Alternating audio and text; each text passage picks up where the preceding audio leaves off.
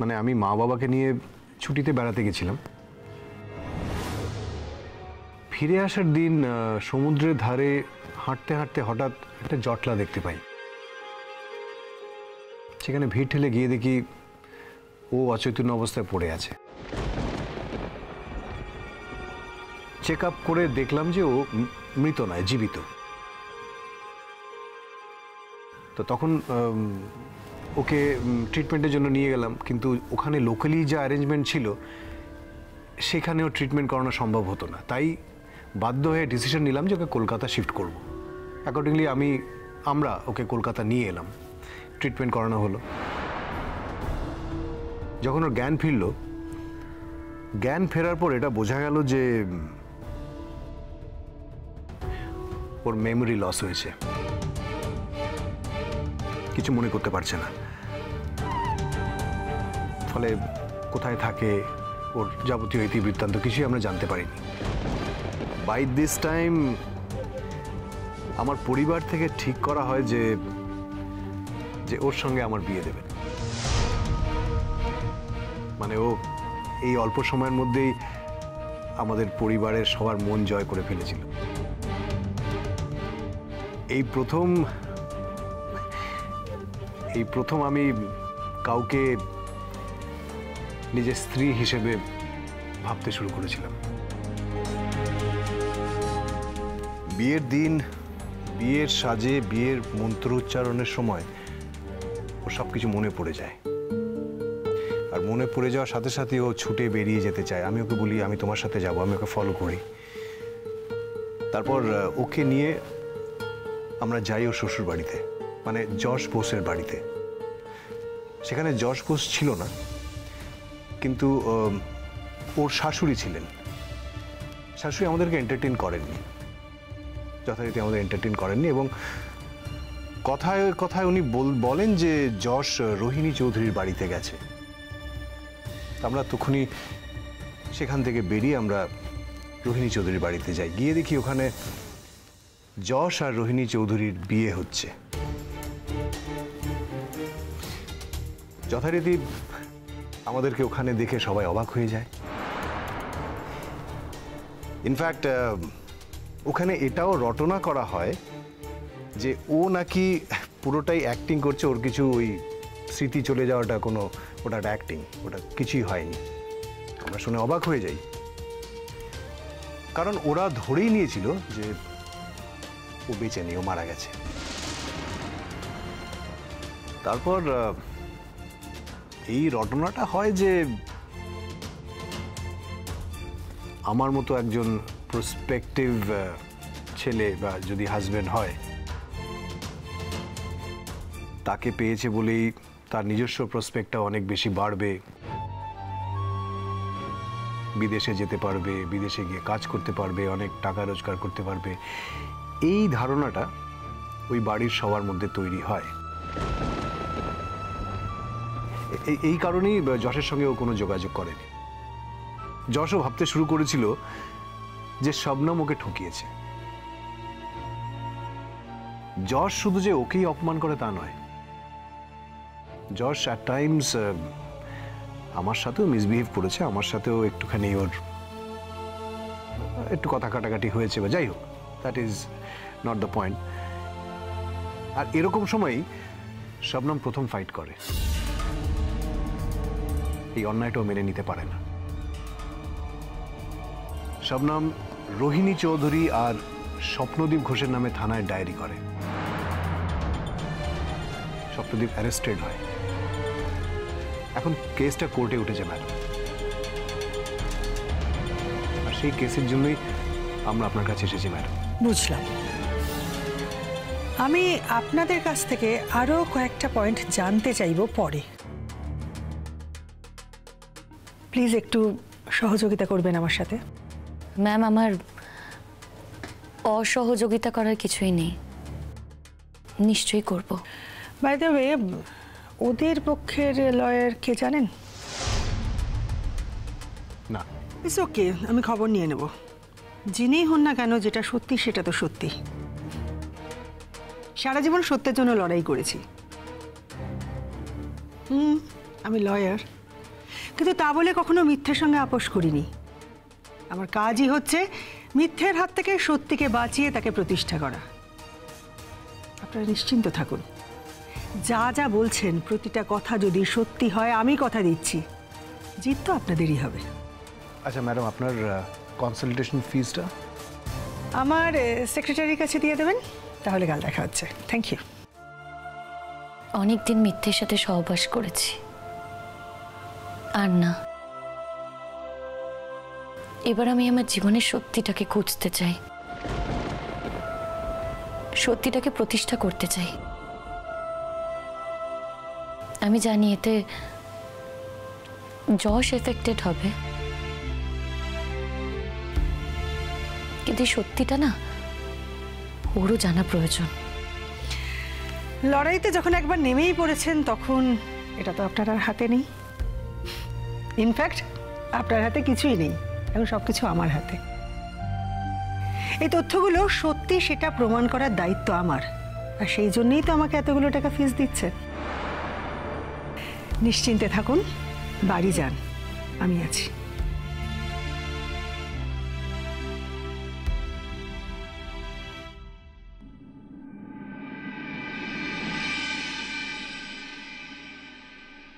বসুন। বসুন।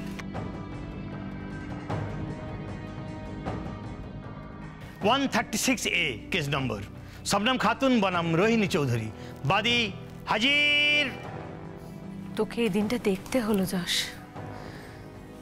আমার ভেবেও খারাপ লাগছে যে যে মেয়েটার জন্য তুই এত করলি, নিজের জীবন দিয়ে করলি যশ, সেই মেয়েটাই কিনা তোর বউয়ের এগেনস্টে থানা পুলিশ করলো, কোর্ট কাছারি করলো। ছি, যে কোনো মূল্যেই আমাকে কিন্তু এটা প্রমাণ করতেই হবে যশ যে আমি কোনো অন্যায় করিনি, আমি ওকে মেরে ফেলার কোনো রকম কোনো ছকই কষিনি। এটা প্রমাণ করতেই হবে যশ, এটা আমার জন্য ভীষণ ভীষণ অসম্মানজনক। তবু একবার এটা প্রমাণ হয়ে যাক যে তুই কিছু করিসনি, তাহলেই ওর এই মিথ্যে বলার অভিযোগে ওর শাস্তি হবে। তুই ওর এগেনস্টে একটা মানহানির মামলা করবি, আমি বলছি অবশ্যই করবি। না না না না না না, একদম না যশ, প্লিজ। আর আমি এসবের মধ্যে যেতেই চাই না। কি চেয়েছিলাম বলতো? আমি শুধুমাত্র তোকে নিয়ে সুখে সংসারটা করতে চেয়েছিলাম। আর যতবার আমি এই এফার্টটা দিয়েছি ততবারও ঘেঁটে দিয়েছে। দেখ, এবারেও তাই হলো। এবারেও কিন্তু আমাকে স্পেয়ার করলো না যশ। পার্মানেন্টলি সারা জীবনের জন্য আমাদের একটা সুখের সংসার সাজানোর জন্য আমার মনে হয় এটা প্রয়োজন, এটা দরকার যে একবারের মতোই এটা প্রমাণ হয়ে যাক তুই নিরপরাধ। তো নার্ভাস কেন? চুপচাপ, মানে ভয় লাগছে? ভয় লাগবে কেন, আর নার্ভাসই বা লাগবে কেন? আমি তো কোনো অন্যায় করিনি যে আমার নার্ভাস লাগবে। আমি তো সেটাই বলছি, তুমি অন্যায়কারীদের তার অন্যায়ের মুখোশ খুলতে এসেছো এখানে, এতে নার্ভাস হয়তো কিছু নেই, রিল্যাক্স। কি বলো তো দেবদীপ, যশ আমার জন্য অনেক করেছে। সেই জায়গায় দাঁড়িয়ে ওর বউকে কোর্টে টেনে আনতে আমার খুবই খারাপ লাগছে, কিন্তু অ্যাট দ্য সেম টাইম আমার এটাও মনে হচ্ছে যে রোহিণী চৌধুরী আলাদা মানুষ আর যশজিৎ বোস আলাদা মানুষ। আর দেখো দীপদীপ, আমারও তো এই পৃথিবীতে বেঁচে থাকার অধিকার আছে। বারবার কেউ আমাকে মেরে ফেলতে চাইবে, খুন করার চেষ্টা করবে, সেটা তো আমি মেনে নিতে পারি না। হ্যাঁ, মানে এরকম একটা সিরিয়াস অপরাধের জন্য যারা দোষী তাদেরকে তো শাস্তি পেতেই হবে। They have to be punished. আর অপরাধ এবং অপরাধী কাউকে তুমি আড়াল করতে পারো না, মানে এটা নৈতিকতা নয়। আমি কোনো কিছু আড়াল করছি না দীপদীপ, আড়াল করতে চাই না বলেই আমি এতটা অবধি এসেছি। মনে জোর রাখো,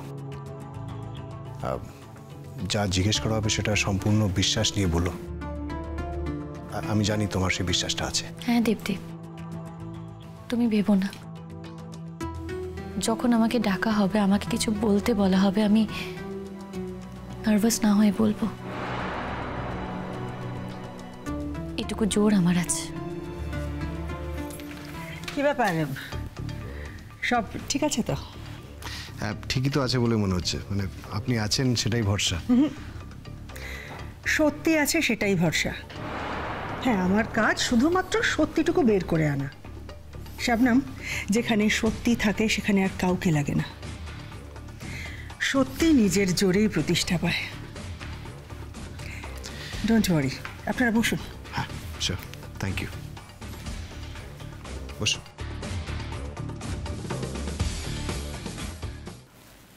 আপনারা পয়েন্টগুলো নোট করে রাখবেন, যা যা বলবেন, ঠিক আছে? আর আপনি যা বলবেন গুছিয়ে বলবেন এবং টু দ্য পয়েন্ট বলবেন, ওকে? হ্যাঁ, আর একটা কথা, যেটা বলবেন মনে করবেন যে তার থেকে বড় সত্যি পৃথিবীতে আর কিছু নেই, আর সেই আস্থাটা যেন আপনার গলায় থাকে। একদম স্যার, সত্যিই তো, এর থেকে বড় সত্যি আর কিছু নেই। আপনি চিন্তা করবেন, আমি একদম ওই কনফিডেন্সটা নিয়ে, আস্থাটা নিয়েই কথা বলবো। থ্যাংক ইউ, কোনো চিন্তা করবেন না, I am there, okay? Relax. Your honour, আমি কেস নাম্বার 136/A নিয়ে এবং আমার ক্লায়েন্ট শ্রীমতী শবনম খাতুনের অভিযোগের ভিত্তিতে এখানে এই কেস উপস্থাপনা করতে চাইছি। আপনার অনুমতির প্রয়োজন। অনুমতি দেওয়া হলো। Thank you your honour. Shabnam Khatun আমার ক্লায়েন্ট, ডাক্তারের একটি মেধাবী ছাত্রী। ক্যারিয়ারের শুরুতেই ডাক্তারির ক্ষেত্রে তার বিশেষ অবদানের কথা আমরা সবাই জানি, কিন্তু ব্যক্তিগত জীবনে নানান জটিলতার আবর্ত আজ তাকে এই আদালত কক্ষে এনে দাঁড় করিয়েছে।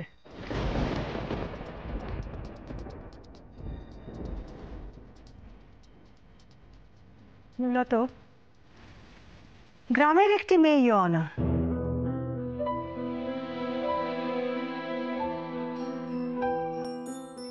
সহজ সরল, প্রাণচঞ্চল, ছটফটে, খুব প্রাণবন্ত একটি মেয়ে। শুধু তাই নয়, অবজেকশন মাই লর্ড, আমরা এখানে মনে হয় না কোনো গল্পের আসর বা উপন্যাস শুনতে এসেছি।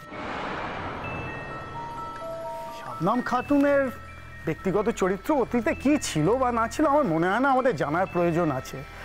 এটা শুধুমাত্র কোর্টে সময় নষ্ট। Your Honor, আমি আমার উপস্থাপনাকে কিভাবে করব সে ব্যাপারে ইন্টারফেয়ার করার কোনো এখতিয়ার বা অধিকার আমার লার্নেড ফ্রেন্ডের তো নেই। এ ব্যাপারে যদি কিছু বলার থাকে আপনি বলবেন ইয়োর অনার।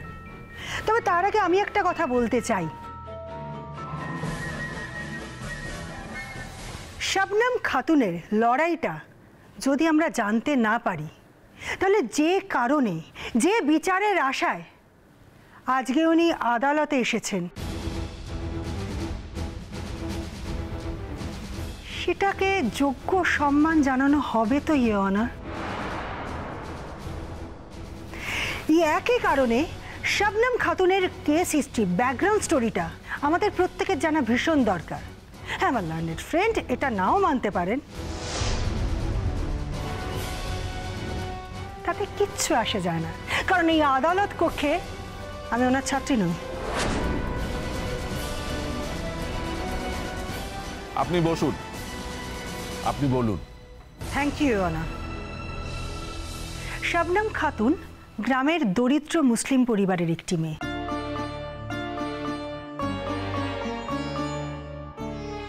দুবেলা দুমুঠো পেট ভরে খাওয়াই জুটত না। আশেপাশের মানুষের দয়া দাক্ষিণ্যে এবং স্কুলের শিক্ষক শিক্ষিকাদের বদান্যতায় তার লেখাপড়া শেখা তার এক্সট্রা কারিকুলার অ্যাক্টিভিটি। কিন্তু শবনম অত্যন্ত মেধাবী ছাত্রী ছিলেন।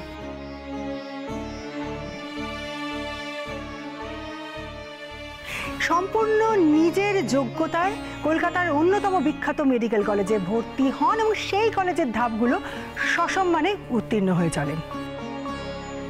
কলেজের স্টুডেন্ট অফ দ্য ইয়ার হওয়া থেকে শুরু করে রোগী দেখার ক্ষেত্রে শবনমের অবদানের কথা সমস্ত শিক্ষক শিক্ষিকা বারবার এক বাক্যে স্বীকার করেছেন। আমরা বুঝতে পারছি না স্যার, আমরা কি এখানে শবনম খাতুনের বায়োগ্রাফি শুনতে এসেছি? আপনি আসল কথায় আসুন, সংক্ষেপে বলুন। I am sorry your honour. এবার আমি মূল বিষয়ে আসছি। ডক্টর যশ বসু এবং ডক্টর রোহিণী চৌধুরী একই কলেজের দুজন স্টুডেন্ট ছিলেন। যশের আত্মীয়র বাড়ি শাবনামের গ্রামে। অ্যাকচুয়ালি শাবনাম আর যশের প্রথম দেখা ওখানেই হয়েছিল। হ্যাঁ, বাই দ্য টাইম যশ এবং রোহিণীর মধ্যে বাগদান পর্ব নিয়ে একটা কথাবার্তা, একটা ডিসিশন হয়ে গেছিল।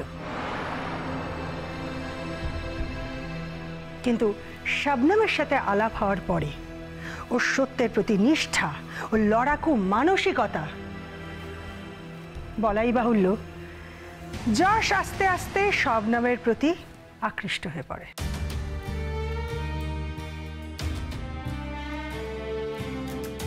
শাবনামের বাবা শাবনামের ইচ্ছের বিরুদ্ধে জোর করে শাবনামের বিয়ে দেওয়ার চেষ্টা করে এবং লেখাপড়াকে বন্ধ করে দেওয়ার চেষ্টা করে। সেই মুহূর্তে পরিত্রাতার ভূমিকায় আসে যশ বোস।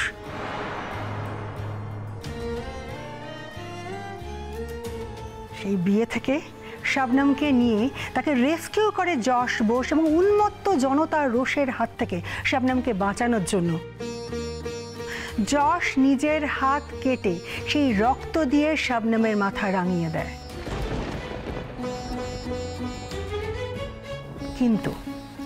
কিন্তু শাবনাম এতটাই সেন্সিটিভ, যশের সামাজিক সম্মানের কথা মাথায় রেখে এই বিয়েটা অস্বীকার করে।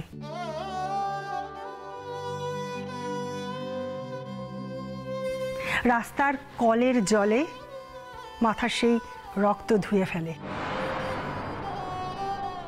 কিন্তু মেয়েটার তো আর কিছু নেই, ফেরার রাস্তা নেই, তাই বাধ্য হয় যশের সাথে এসে যশের বাড়িতেই আশ্রয় নিতে।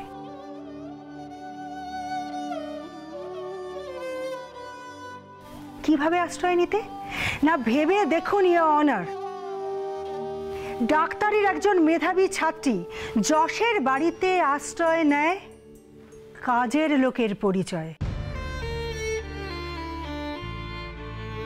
শুধুমাত্র আশ্রয়ের জন্য একজন ডাক্তারের ছাত্রী নিজের পরিচয়ে কাজের লোক হিসেবে দেয়। এবং বলাই বাহুল্য, যশের বাড়ির লোকজন শাবনামকে কাজের লোকের থেকে বেশি কিছু ভাবেনি। শাবনাম যশের বাড়িতে থাকাকালীনই যশ আর রোহিণীর পূর্ব নির্ধারিত বিয়েটা হয়ে যায়।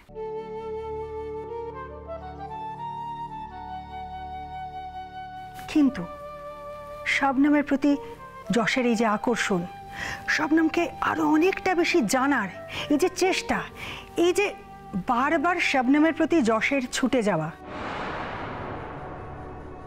বলাই বাহুল্য রোহিণীর পছন্দ হয়নি।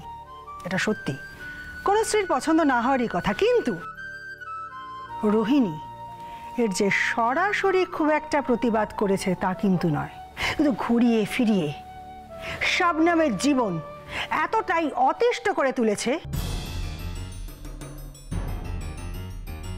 প্রতি পদে তাকে অপদস্থ করেছে, অপমানিত করেছে, মিথ্যে অপপ্রচারে তার জীবনটা দুর্বিষহ করেছে এবং তাকে খুন অবধি করতে চেয়েছে ইওর অনার।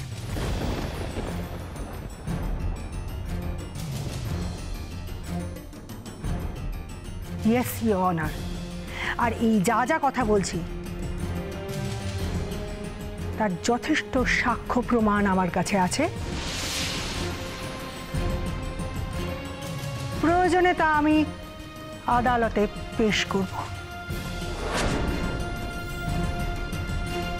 আর ঠিক এইভাবে শেষবার যশ এবং শাবনাম যখন মধুচন্দ্রিমা যাপন করতে গেছিল, তখন শাবনামকে মারার জন্য রোহিণী 4 জনকে অ্যাপয়েন্ট করে।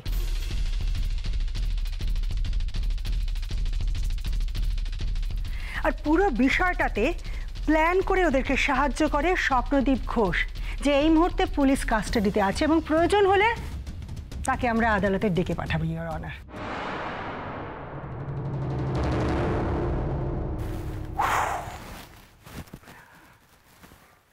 আশা করি আমার বন্ধুর দীর্ঘ বক্তব্য শেষ হয়েছে।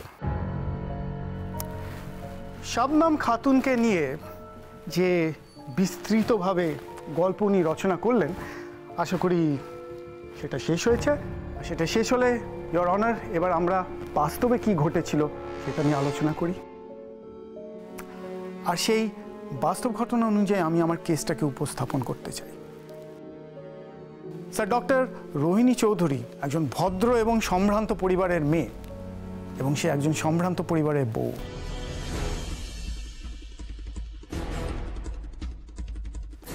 ছাত্রী জীবনে সে ভীষণ মেধাবী ছাত্রী ছিলেন এবং এখন সে সাকসেসফুল ডাক্তার।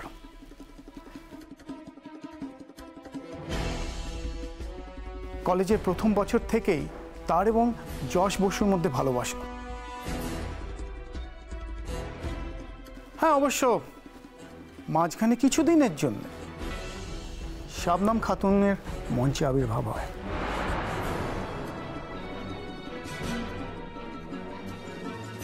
আর শবনম খাতুন তার চরিত্রগত দোষে যশকে নিজের বশে করে।